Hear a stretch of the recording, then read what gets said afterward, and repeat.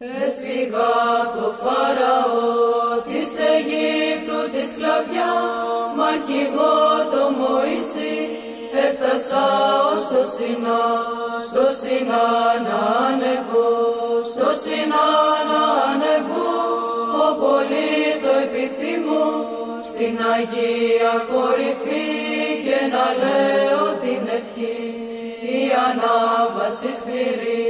Θεέ μου δώσ' μου υπομονή, καρτερία και αντοχή, να αποκτήσω την ευχή για να τη λες. Πρέπει από το μυαλό να πετάξεις μακριά κάθε πράγμα κοσμικό. Στην αρχή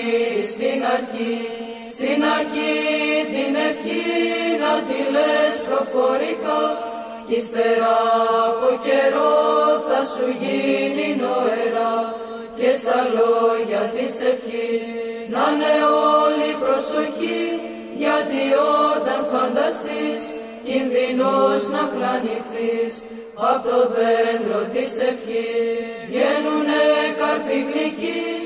Ό,τι μέλι είναι αυτό δεν μπορείς να φανταστείς, τον πειράζοντα πολύ, τον πειράζοντα πολύ, ερεθίζει η ευχή, και γι' αυτό μην τοηθείς όταν σου επιτεθεί η μητέρα του Χριστού, η ηγουμένη μυστική, ευλογεί τους μοναχούς και τους δίνει την ευχή.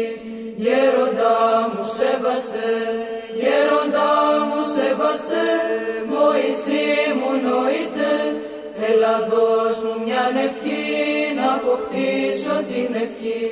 Στο Σινά να ανεβώ, στο Σινά να ανεβώ, ο πολύ το επιθυμώ, στην Αγία κορυφή, και να λέω την ευχή, και να λέω την ευχή, και να λέω την ευχή. Κύριε Ιησού Χριστέ, Υιέ και Λόγε του Θεού, ελέησον ημάς. Αμήν.